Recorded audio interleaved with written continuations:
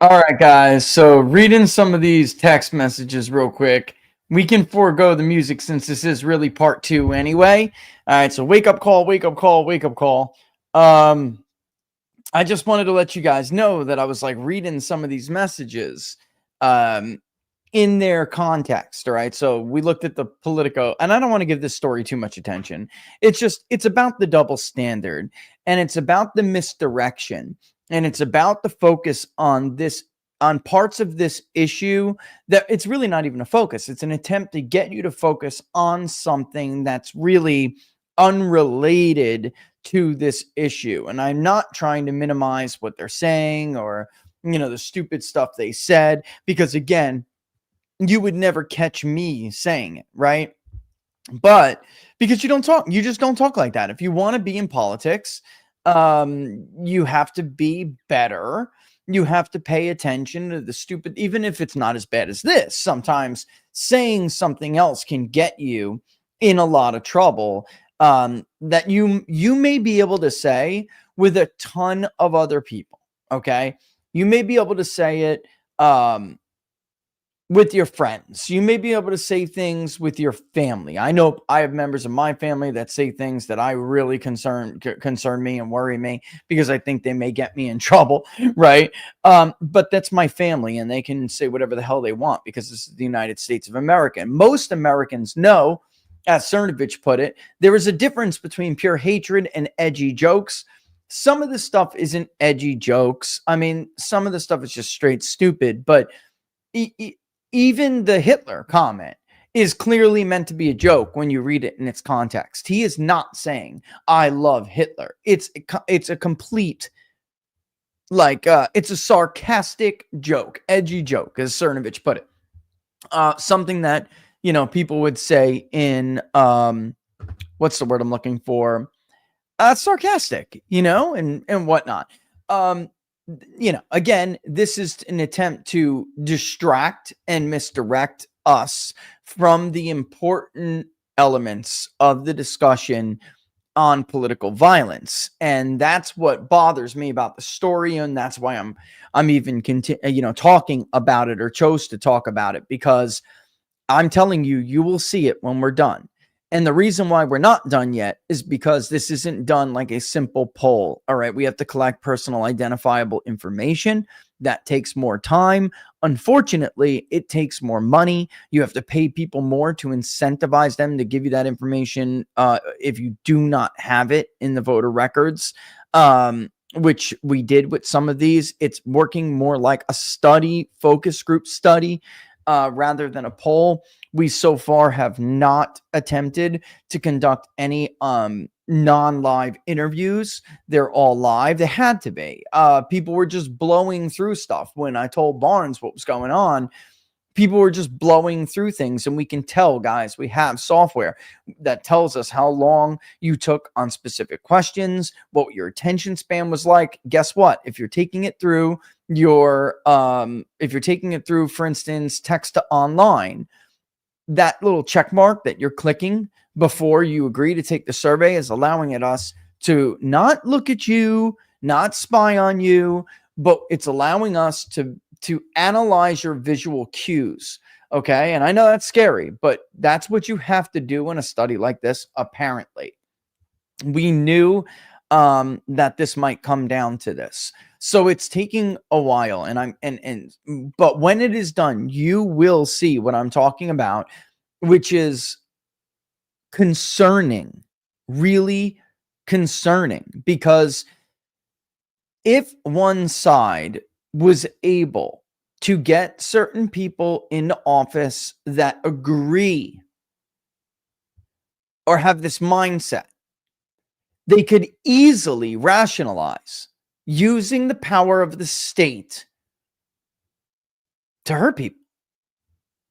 We already saw during the Biden administration, they attempted to lock up a former president and the likely next president. It was highly likely, all but certain almost, because you can't be 100% certain, but it was highly likely, all but certain, even at that moment, that Donald Trump was going to be the 47th of the United States. 45, 47. He was going to be a Grover Cleveland 2.0. And yet they tried to put him in a hole on bogus, trumped up charges. Meanwhile, one of those prosecutors is now indicted. And her cousin she let live in that house is being charged with all sorts of stuff, and so is her co-conspirator, including the abuse of children. It's incredible. But you have to be corrupt. You have to be demented. You have to be of that mindset in order to actually cross the Rubicon and do what they did. This is what we need to be talking about. There are greater jobs for members of Congress, for members who go to serve the people's elected representative in the executive branch, the presidency, right? There are greater things to do, more important things to do to make sure, to ensure we stay free, we stay prosperous, that we have a future. And instead, they chose to use these mechanisms, these levers of power. They chose to pull them to hurt people of all ages, of all colors, of all creeds, religious-wise, because of course we all know they were all of one ideology. Meanwhile, we still have the federal government unchecked by the people's representative doing whatever the hell they want and blackmailing their way through policy in Washington, D.C. This is not the focus. This should not be the focus of our problem. This is a distraction. First of all, as soon as I heard some of these people's names, the first thing that came to my mind was, who is that? Because I know Gavin. Of course, he's been on the show. He was not accused of any of these. He now works for the Trump administration, but he is being accused of leaking them. But I know of the group vaguely. Let's be honest. They're not that significant. They're meant to be a proxy, a stand-in in the narrative for Turning Point. That's what they're meant to be. Oh, young Republicans. Potato, tomato, tomato, young Republicans, Turning Point, this no-name guy, Charlie Kirk. That's what they're doing here. And again, we already know that people with this mindset are already in the media. We already know that. I've been blowing the horn for years. The media is not doing this unintentionally. They know that they inspire copycat events when it comes to, especially political, mass shooting events and whether it's school and whatever. Some guy's trying to make a point. He's got a manifesto, whatever it may be. They know that they serve as the contagion and they inspire these events. They don't care.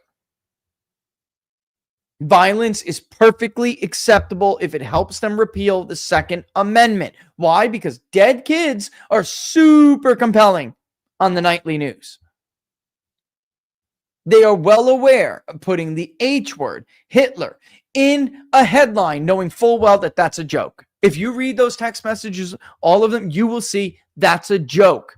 He's joking. I love Hitler. He's joking. It's not even meant to be serious. But they know that that puts a target on the back of every member of the Young Republicans. And again, by proxy, more targets on Turning Point people. They know they don't care. They are one of these people. And unfortunately, there are a lot more than you think. And when you see the percentage, it's like, don't kid yourself. Do the math. That's a lot of people who think you got it coming. All right. So back to this story real quick before we bring on our guest. And he was gracious enough to come on a little bit early because I got to go get my kid, which he knows. I I really feel like this idea, here's another story of Republicans being spied on. Let me go back let's go back and do a test here. Okay. I mean, this goes way beyond even the modern era. This kind of stuff has really been going on for a while, but of course we're dealing with many, many more powerful tools. The Hoover model is the Hoover model for a reason. This idea of, spying for blackmail on members of Congress is not new. It's how Hoover kept the FBI intact during periods when the FBI could have been defunded and disbanded, and growing it. And he grew it. But just let's look at the modern, semi-modern, right? It's modern. Let's go back to Dianne Feinstein's effort first to shut down some of these collection tools, and furthermore to highlight what we back then called enhanced interrogation, which we found out to be torture by CIA. Now, I'm not saying I'm opposed to enhanced interrogation tactics. I'm not. On enemies, I'm not. You weren't there. Maybe if you think you're so humanitarian, were you? Let me ask it. Were you there? Did you see any buildings fall? You did not. I guarantee if you're against it, you did not see buildings fall. Even if you were from across the bridge in Jersey, I'm telling you, it hit people. It will change you when you see that kind of mass casualties. And these people were doing nothing. They were going about their day. And we were told back then that there could be an even worse event. So throwing a towel over somebody's mouth and having water poured on it, which I have had done to me, by the way, and I'm sure Sean has as well. I mean, a lot of people I know, that's even part of their training, is not exactly what I view to be torture. But Dianne Feinstein, it is rough. Don't get me wrong. I'm not minimizing that. Shit sucks. Sorry, pardon my French. But I will say this. People made mistakes in the heat of things. Years later, Dianne Feinstein, not agreeing with it, not able to stop the war drums and some of the things that were done at that moment, just didn't want to repeat the mistakes of the past and was getting concerned about vast data collection and metadata, which she knew about beforehand. She was getting concerned about all this. Establishes a committee to investigate enhanced interrogation and also whether or not some of these tools were being used on domestic targets, which of course is not supposed to happen. And her committee is separate from the rest of the Senate chamber and the Senate Intelligence Committee. Okay. It's broken into. The CIA rifles through the stuff of the committee members, goes on to steal a bunch of their, drives, all of that, right? All of this information, a complete abuse of their power. Nothing happens. By the way, John Brennan apparently was involved in this. All right, but whatever. Nothing happens to them. Fast forward, we know of all of these spying plans that were executed on members of the House and the Senate that were, supporters of Donald Trump. Now we hear about this thing, which was, and this is the scarier part about what happened in the House, even though with Lindsey Graham, he got wrapped up in basically the same thing when it comes to January 6th. But the scary part here is that, and this is what I wanted to talk to Jim about, the scariest part here is that members of Congress under the Republican banner, even one of them, conspired with them to do this and handed over this information. So without further ado, I'd like to bring on Jim Carlin. He's running in Iowa for the U.S. Senate. Jim, thanks for joining Inside the Numbers. I appreciate you coming on and talk about this. How are you today? I'm doing well. Thanks a lot for having me, Rich. You and I have had a conversation about several issues and stuff before. This story is really bothering me because you were running against an incumbent, Joni Ernst, who has since stepped down. She will no longer face the voters, face accountability. She decided, like Adam Kinzinger, to throw in the towel. Of course, he's been gone, but you know what I mean? It's this story that we keep seeing with Republicans where they know that they're in trouble primary wise and they just kick rocks and they don't face the voters. And unfortunately, they stay there until it's time to leave. In most cases, Tom Tillis is another one. They'll stay there and be able to take action or not knowing full well that whatever they do decide, whatever decisions they make, whatever votes they cast, will not be held against them at the ballot box. And that bothers me because this story is significant. No, but it's reality. And she has since decided not to run. She's been replaced, handpicked by Ashley Henson. Yeah. But what you're talking about is exactly how it is. There is no accountability because they have these massive corporate war chests that provide them with cover for doing things, for casting votes that none of the people in their base, certainly not conservatives, would ever back what they're doing. Yeah, I guess this is where we come down. I mean, you just said it. The reauthorizations of these powers, just blindly, without debate, without any serious reform. They bring up periodically these reforms, and they end up being a joke, Jim. I mean, they do. And business continues as usual. And it's unfortunate because now you even have somebody like a Lindsey Graham caught up in this. But I wonder what your thoughts are on this really stemming from both sides, Republicans and Democrats, failing in their role to conduct oversight over these agencies. They have become partners with them. We saw this during the Russia collusion hoax. The only one who was after the truth was Devin Nunes, a good friend of the show. God bless him. He's a national hero. But even he had his colleagues and his peers, turn their back on him and turn tail and run while he became a target, and the work he did on the Intelligence Committee became a target. And then in the Senate, the chamber you're running from, we were supposed to get the serious investigation just to find out that Wolf was sleeping with a New York Times reporter and feeding her all of this garbage information. He winds up getting indicted for it. But what's he get? He gets the Martha Stewart crime. Business again continues as usual. And now here we are again with yet the latest scandal. What do you think? And if you go to the Senate, what do you think the relationship should be here between these oversight committees and the intelligence communities? I think Devin Nunes was like the last person to bring any meaningful oversight, right? So true. It's true. I think he was the very last. And how long ago was that? I mean, we're now talking about 2018 when he had to write. I mean, this is we're coming up on a decade where this country has been running without any congressional oversight whatsoever. And even he, when he did it, faced extreme pushback to the point where he had to recuse himself from the investigation simply because he walked into that room, saw the evidence that he saw, and came out and went to a microphone first instead of to his colleagues who would have what was the major violation here? He told the country, told the American voter that they were spying on Donald Trump before they got a chance to whitewash it and cover it up. That was his crime.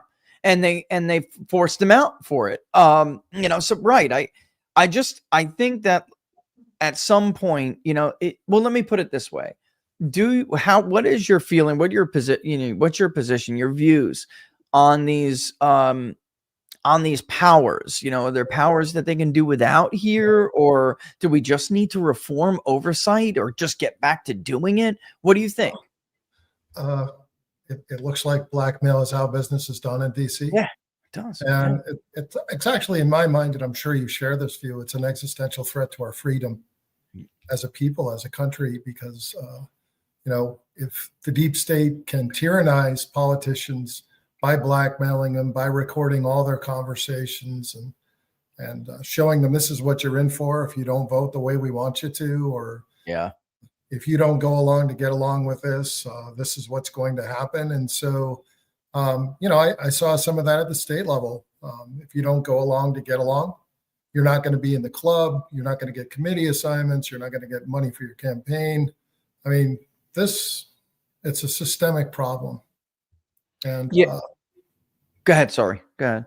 No, well, I mean, the thing is if we don't introduce oversight, we're literally at the mercy of the deep state. Yeah. And that's a problem, because then the deep state is the one governing us and not the people we elect. And that isn't something we should tolerate. Well, you did run into some of this at the state level. And for people who don't know, you did serve in your state legislature, and you were key in getting a bill through that afforded the unborn protections. And you ran into trouble for it, for simply doing what, every Republican in the state of Iowa ran on. Right? Am I wrong? Right. Oh, they all do. But They all did. Run on it. Yeah. Yeah, and then it ended up because you essentially end up on, the I think people need to understand that it really is in Washington a quid pro quo system. They have to, believe in your trustworthiness, right? So you're going to support their bills. They'll yours. It doesn't really matter whether or not it's good for the American public or whether or not you campaigned on it. This is how it goes. So you're going to run into this as well in the Senate. I'm wondering, because what you did in the past, I think, is relevant to what you would do if you got in the United States Senate. So can you tell people about this situation so they can learn this story? Well, I ran as a pro-life candidate. I served in the House and Senate. When I got over to the Senate, we had a real opportunity to pass some pro-life legislation. It was the heartbeat bill. And I was told by Senate leadership, we're not going to be doing it. And I said, well, why not? We have all the pieces, right? And they said to me, well, there's some people in the House, there's some Republicans in the House, they don't want to take that vote because they think it would affect, their chances of being reelected. And I'm like, you are kidding me. Right. And I spoke to some friends. There were 4 of us, and there was a 3-vote gap in the Senate at the time between Democrats and Republicans. And I talked to a friend of mine, Rick Bertrand, Brad Zahn, and Jake Chapman. And Rick Bertrand said, you know what, why don't we put the squeeze on them? And I said, well, what do you got? He said, well, if we tell them you're not going to get a budget unless we get the heartbeat bill. They thought we were kidding. 2 nights later, 2:30 in the morning, we're debating the heartbeat bill. Huh. So yeah, that really happened. And so what you learn from that is you don't need a majority. You just kind of need a courageous minority of enough votes to exact a little bit of leverage, and using that leverage wisely. Yeah, well, going into the Senate, I had somebody, and they're going to contend with this now, I imagine, but we'll see. I had somebody from an unhappy person from the FDA send me something. I'm sure you're following it, being pro-life, that the Trump administration and the first administration did not authorize this pill. That is a pill available by mail. It's an abortion pill available by mail. And there are state protections like yours in your state where some women will be able to get around it by getting availability, having this pill made available, which I think the Trump administration misfired on with this pill. It's not just a matter of the debate over pro-life versus, pro-choice or pro-abortion is what I just call it. It's a matter of states' rights, versus the federal government. And also about safety, because what they sent me was there are some 11% of women who take this pill are experiencing severe adverse effects. 11%, which is stunning to me. I mean, regardless of whether you support abortion or not, is it wise to have a pill on the market that you can get by mail, Jim, that has that high of a severe adverse effect rate? This is insane. It is insane. Well, they wanted to offer that to teenage girls in Iowa, where a pharmacist could supplant the training and education of that person's physician. Right. So, that's exactly right. Yeah. So I mean, that's crazy. I don't know if they're going to revisit it, but obviously it's safe to say that if you were in the Senate, this would be something that would be priority to you. Correct? I think some people are going to get hurt here, and then how the media is. That'll turn into, somehow it'll turn into Donald Trump's fault, which, there will be some pro-life people who will be upset with it as well. They, rightfully so, they'll say, you had it right the first time. You should not have approved this pill. And, the administration bears some of the blame. So, I mean, part of this stuff and part of the president's problem is that they're not doing their jobs up there again. Like, I mean, not just in oversight, everything, like across the board. This is another example. This is their role. This should be that, their role to step in. And presidents should just be, oh, you're right, let's go ahead and get rid of that. But if Congress were to be still a functioning, competent body, then they would be able to pass laws themselves. Right now, the government shut down, and this gives them a great excuse, no matter how much they yap their mouths. This gives them a great excuse to kick the can to somebody else on a hard decision. Where do you come down on this shutdown? Sure. Well, why aren't we looking at the nuclear option that the Democrats are very comfortable exercising? Yeah. Why is it the gentleman's rules, the blue slip rules, only apply to us and not them? I think they should exercise the nuclear option. I think Senate leadership should say, you know what, we're going to set this aside with a 51% vote, and we're going back to work. Yeah, I think the idea that you have to be the gentleman here is, and always applies to us, never applies to them. Right? I feel like this is just, if someone says something like that, it indicates to me that they're not really, they don't have their arm, like they don't have their minds are not wrapped around what time it is in this country, is I guess what I'm trying to say. They're going to do whatever they need to do.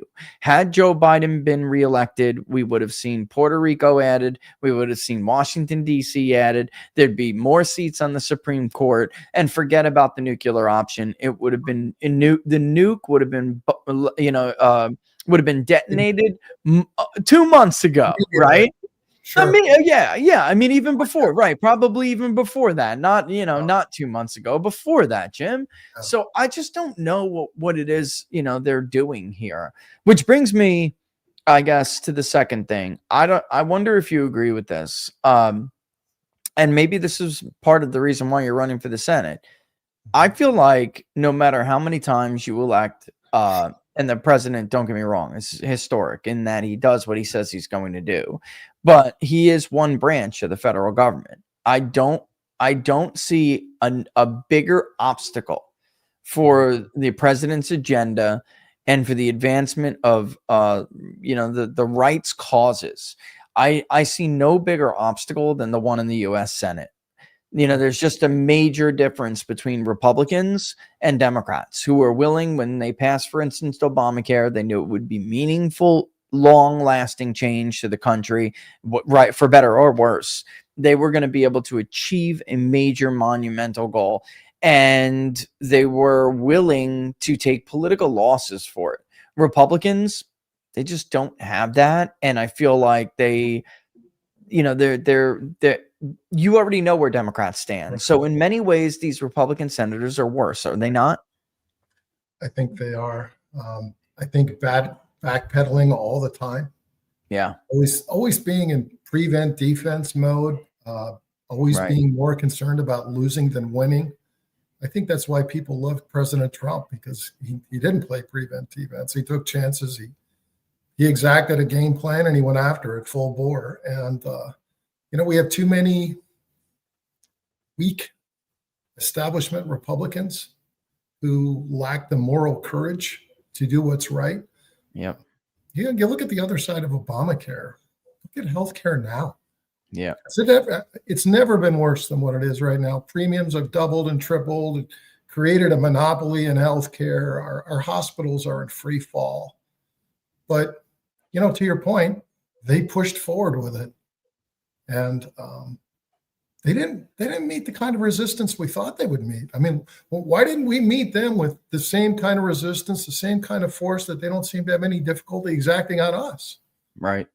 And that's the problem. And then, it's been this slow, steady decline to the left because that's this prevent defense brand of politics that won't stand up for boundaries. It won't stand up out of concern for media, intimidation, tyranny, mischaracterization, those kinds of things. You can't live your life afraid. You just have to do what's right. Those are Those are words to live by right there. I think if more people did who decide to run for office, just America wouldn't be in this position anymore. Increasingly, the more I see, just the actions speak louder than words. And it just seems when it comes to action, there are fewer and fewer people every year, every cycle, who remind me of prior generations when they had big problems. They were able to rise to the occasion to fix those problems. And that has been our generation's shortfall. We have not been able to do that. We squandered a peace dividend, right? We decided to view it. I was talking to Steve Bannon about this earlier this morning. We viewed it as the end of history. That's it. We won. That's all. We're going to do what we want to do. It was hubris at its worst. And then we ended up here. But there are positives. The peace deal that the president, celebrated. We had a ceremony for. Yeah. What are your thoughts on it? It was amazing. And he is a man that knows well how to leverage his position. I don't know what some of the realities of that leverage may be, but I've never seen a president use leverage as successfully, as forcefully as he has to get his agenda done, which, that is a remarkable achievement. To get Hamas to back down is a remarkable achievement. And, obviously he deserves the Nobel Peace Prize. And you just have to marvel that these people that say they want peace, they still hate him. I don't know how you can find something to criticize him with. You can't celebrate the release of hostages no matter what side it is. You have to put up charts manipulating how many hostages Biden released versus Trump. It's just so petty and little. It's small. It goes back to what I was saying before. The problem is we're just too small. We don't think big enough, and we don't have enough character. Instead of celebrating this, like, war is, we cannot prosper if we're constantly focused on overseas conflicts. And it has been a point of contention within Trump's base and the Republican Party, this area in the Middle East, where you have part of the traditional guard that certainly is more hawkish toward it, where you have some of the younger crowd that are not at all. And, obviously, you can support Israel without wanting more conflict, right? So was Donald Trump not elected to be the peacemaker here? Isn't this exactly what he was elected to do? He was. He said he was going to be a peacemaker. He has been a peacemaker like no president I can think of in recent memory. All the conflicts ended. He successfully, every action he's taken has always been surgical, calculated, and never brought us into any semblance of long-term conflict.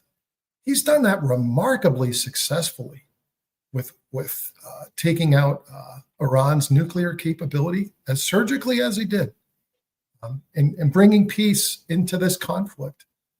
It's remarkable. Yeah.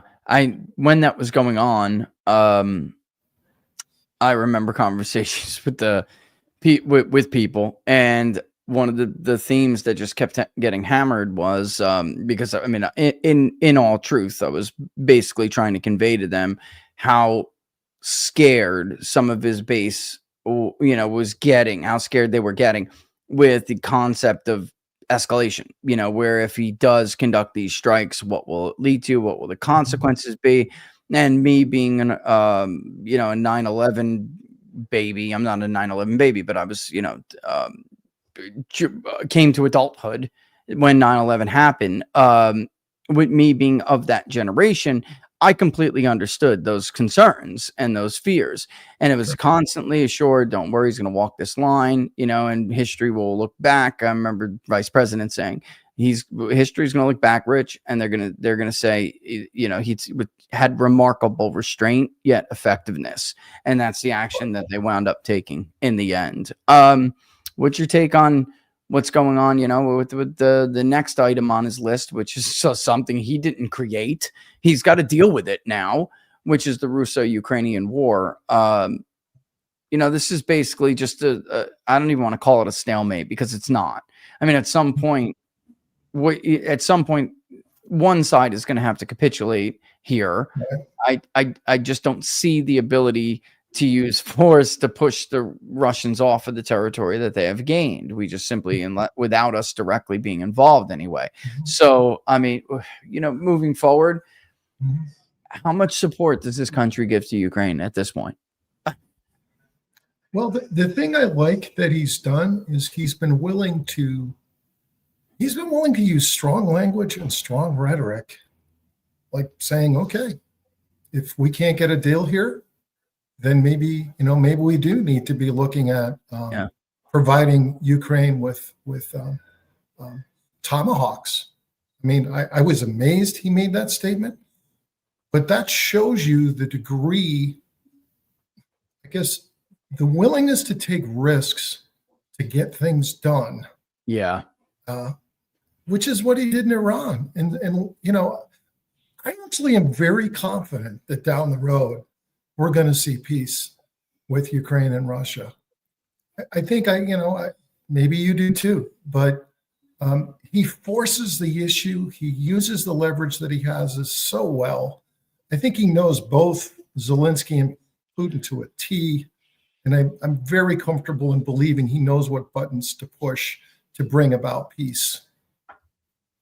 Yeah, I would like to see this resolution sooner rather than later, because I do feel if he had won a second term consecutively, there probably wouldn't, maybe domestically, there's an argument that domestically he would have gotten less done than he did now that it's a non-consecutive term. But one of the missed opportunities I feel like happened, which I would like to see him get back to, is the talks with North Korea. I feel like eventually he would have worn Kim Jong-un down. But now we took this break, and it kind of reminded Kim Jong-un how our system of government works. You can make a deal with one leader and he could lose an election 2 years later, and you can end up like Gaddafi, and in a really bad way, which is what happened to Muammar Gaddafi. He made a deal with Bush, but Clinton and Obama refused to honor it, and he ended up being slaughtered in the street of his own city. So yeah, I mean, I'm sure that's keenly at the front of Kim Jong-un's mind, but I think the sooner we get over this, the better. I do understand what you're talking about. I tell people this all the time when they kind of push back on what they think Trump is going to do. I tell them exactly what you just said. Like, this is what Trump does. He's a risk taker. He's not bluffing. But he doesn't want to do it. And there's a difference. And I remember during the first administration when he bombed Syria, he did it in front of Xi Jinping, and he did it on purpose. He was basically like, here, want a piece of cake? Hold on, I got to go bomb your friend. It was hilarious. It was so funny. And that was during a historic visit to the White House, right? So that's it. Let me ask you on domestic front, though. I turn away from foreign policy for a second. Where we're just talking about the spying issues. We have Trump's made enormous progress at the border. There's so much to go on. What are you focused on? What are the issues that made you say, I'm going to run for Senate? This is what needs to get done. Sure. Well, I think one of the main things that I'm seeing is this trending towards monopolization of market sectors and how that's affecting the American people economically. The Federal Reserve's policies during COVID, what that did to the housing sector, what Obamacare did to healthcare by monopolizing it, and what happened to student loans. I mean, the prices go up, the quality drops through the floor. And so, it's these government engineered monopolies that are really, really bringing about great harm to the American people. And we need to get, I guess, more light, more truth, more examination of the Federal Reserve's policies. We need to bring some semblance of free market back to Obamacare. I haven't really seen any meaningful oversight on the success of Obamacare. I can tell you, somebody who does medical malpractice, it's awful. protecting the stability of a dollar. What are we doing? I mean, we're basically a nation of debt and not of wealth. Yeah. When you're defined as a nation of debt, what's the long-term foreseeable outcome for that? So, Vivek talked about a basket of commodities or a gold standard, but we have to find a way. Maybe it's capping, the money supply at a given level of gross domestic product, but we have to find a way to stabilize the value of our dollar, because like right now, 1 in 8 Iowa retirees is being forced back into the workplace because of inflation. So, economically, the government is exacting a lot of harm on our people. And, to your point of this whole Trump conversation, who are you going to trust to preserve the Trump legacy? Yeah. Because, after the first 4 years, what did we see? I mean, they bailed on him. The moment he left the White House, I didn't see any semblance of support for him at all by the majority of our Republican base in the Congress. Did you? No, I was actually going to get to that, which is, and you can talk about issues without even talking about opponents. But I think a lot of what we are hearing, let me put it this way. In the first Trump administration, what we got from voters was that Trump is our guy and that's it. And we're going to back whoever he endorses. And I'm not saying that the Trump endorsement still isn't very important. It is. But what I am saying is we are starting to see, because I think we had this 4-year gap, and it was an unusual, but a very, I think, fortunate opportunity to see what some people will do when Donald Trump is not there anymore, to provide them political protection, to provide them an incentive, to provide them a reason when they call their donors and say, sorry, I can't vote on this one. Their answer is not because they're principled or because it's wrong or because it doesn't, it doesn't line up with the MAGA agenda they ran on. Their answer to the donors, folks, is always, listen, I cannot go against the president on this one. And that's an excuse for them. But when he's not there, that excuse falls away. And we saw what happened, Jim. We saw what that means, from your state to South Carolina, all over the place, in my own state. Right. I mean, these are all people who ran, synonymous with Donald Trump on everything. But the minute he was gone, his legacy damn near fell apart. And if he wasn't reelected, the Tax Cuts and Jobs Act would be gone right now. Large pieces. Yeah. So I think that, I'm glad to hear you say that, because I think that that's at the forefront of people's minds now. And it wasn't in a way where it wasn't, in 2018 and 2020, they just figured Trump would be around. Whoever he says to vote for. And it's not a dig on the president. It's just that it's a realization that we do need more trustworthy people, not trustworthy to each other in DC, trustworthiness to the relationship between the representative and their voter. And I mean, I don't know about you, but if we don't start to get that soon, that's where I feel like, that's where the rubber meets the road. I mean, that's it. I mean, that's it. That'll determine what is still in existence if and when the next Democrat is elected, if and when the Democrats take control of the House or the Senate in a subsequent election. How do you feel going into these elections? How do you feel Republicans are running? Like, in totality? Well, I guess what I see, and I'm not part of the establishment club. I'm on the other side of it. And I guess the best way to frame that is, like, I have an opponent whose name is Ashley Hinson. What did she do when Trump wasn't in the White House? Well, she certified the election. She voted for Liz Cheney to remain in leadership after Liz Cheney voted to impeach the president. And then she caucuses for Nikki Haley. I'm like, President Trump's going to win, and you're out there caucusing for Nikki Haley. And then, the moment he wins, she puts on the Trump cheerleader uniform. And it's like, I've seen so much of that. The establishment is not on President Trump's side. I can tell you that unequivocally at a state level from what I've seen. When I was fighting for him on election integrity on the Senate floor, I was basically told by leadership, we're not going to be doing anything for him. So like, that's a little bit of political reality for you. The establishment is not going to come and rescue us, and they're definitely not going to preserve the Trump legacy. Just so people get a reminder of how your state went, Jim, I just want to put it up to show people, because I do have a little bit of insight or background in how this went on. Obviously, this is Politico. It's not our own map. This is Politico. Sure. Donald Trump won every single county except for Johnson County, which was a tie. Haley won it by 1 vote. And it's because of people like Ashley Henson, who went out and were totally okay with the campaign to bring in Democrats to vote for Nikki Haley at the last minute, because such is the Iowa caucus. You can have, if you are a Democrat, you can show up, you can caucus on election night or caucus night, and you could actually say, I need to change my registration. And in that one county, they got 1 vote enough to be able to deny Donald Trump a sweeping caucus victory. Why? Narrative.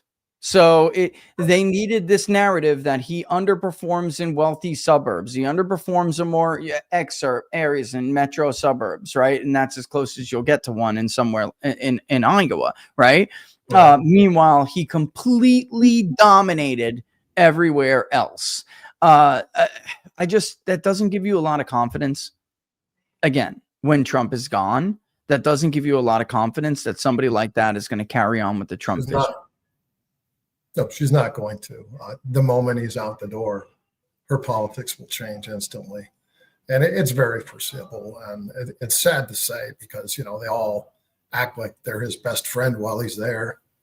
And, I know behind the scenes, that's not the case at all. The American people are with President Trump, but the establishment isn't. Even worse. Let's say the Democrats take control of the House of Representatives and they do what we all know they want to do, which is open up new investigations. It might very well, since the Senate map is more favorable to Republicans this cycle, it's very difficult for Democrats. They'd have to win in a major blue wave to take the Senate. But there are some caveats there. Susan Collins, right? We have some situation with her in Maine. And Lisa Murkowski, I have been told by multiple people who I believe Lisa Murkowski will leave the Republican Party if it is a close margin in the Senate. She will leave the Republican Party and call herself an independent, but caucus as a Democrat. I'm telling you guys, this is going to happen. If this is a close Senate margin, she will do this. So that will leave a narrow Republican majority at that, right? It will leave a narrow Republican majority to protect the president from garbage scam investigations that the House will be launching 24/7.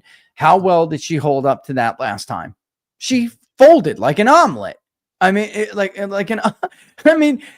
past behavior is a very good indicator, of right. Yeah, it's for a politician. You want to know how they're going to act in the future? Look at how they act in the past. What have they done in office? And that'll tell you, where they're going to come down on this kind of thing. I'm curious, your state has gotten redder and redder over the years. Sure. Do you think, and just to give, some people some background, Barack Obama won Iowa by 12 points in 2008.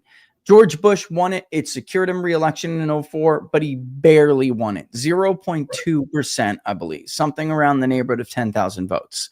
He barely won it. It swung 12 points to Obama in 2008. It made some retraction, and Obama won it by 6 points in 2012.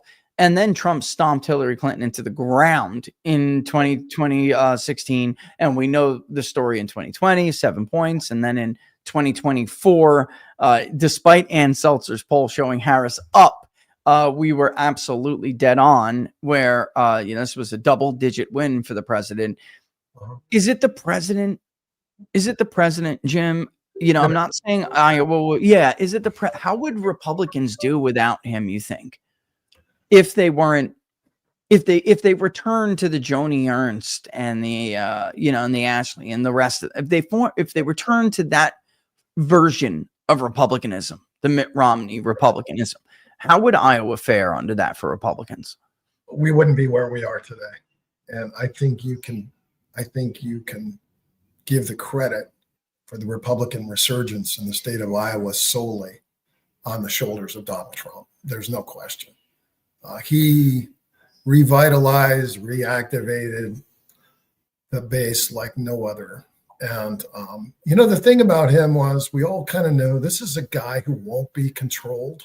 Yeah. And, he, because of the whole election fraud debacle, people really started to question the narratives that they were being told. And then they started doing their own homework. And, I think truth has benefited enormously from President Trump. I think Iowa has definitely benefited enormously from him in terms of our political composition. But eyes being opened and truth being looked into, I think, is going to be one of his greatest legacies. Yeah. Well, look, Jim, it's 3:01. We're going to go ahead and carry it out, but tell people where they can follow you and, watch you do your thing on the trail. Absolutely. Well, you can catch us on X. You can catch us on Facebook and carlinforussenate.com. We have a calendar of events. If you're from Iowa, we have a calendar of events of where we're going to be around the state. We definitely would appreciate financial backing of what we are doing because we're not part of that club. We don't have corporations with bundling of donors and stuff like that. We rely on the grassroots level of people. And, I think the key to preserving our freedom in this country is the grassroots engagement of people. And we would certainly appreciate that.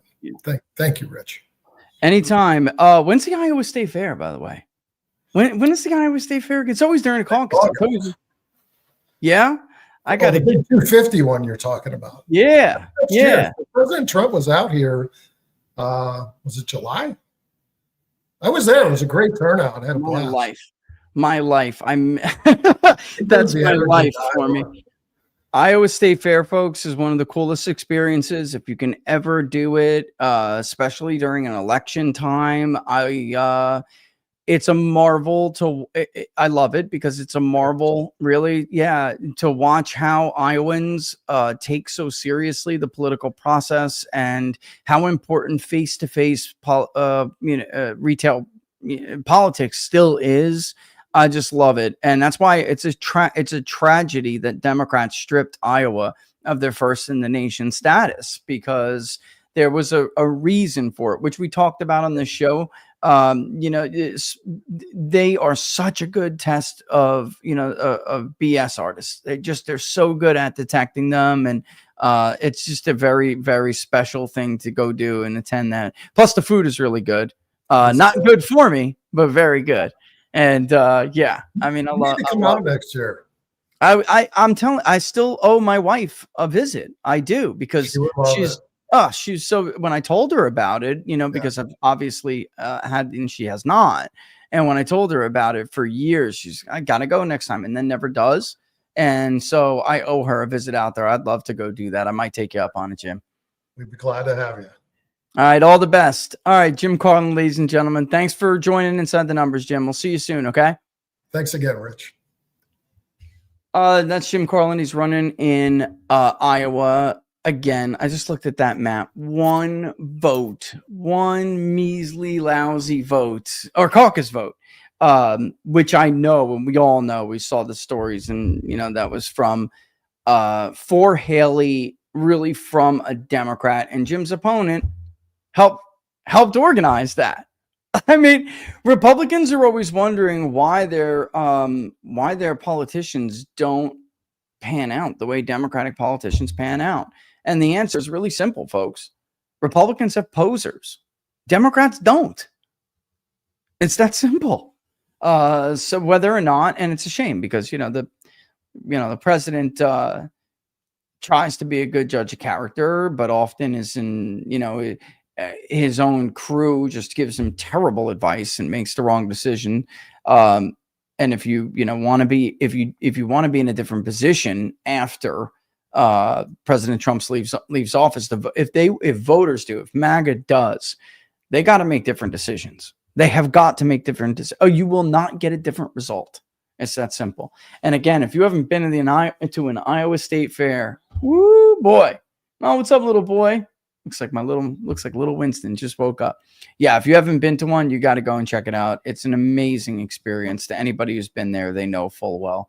All right, I'm going to kick rocks. Don't forget to like the videos if you like them and share them far and wide. The best place to follow us, as always, is right here, peoplespundit.locals.com, peoplespundit.locals.com. The link to the Public Polling Project as well as below. Share that far and wide too, and contribute if you can. You stay up my door, young man. Jumping up on my office door like that.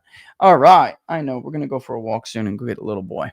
All right, guys. I will see you tomorrow. All the best. Thanks for watching. And don't forget, deuces. Let's leave a little music on the way out, Winston. What do you think? Let's do it.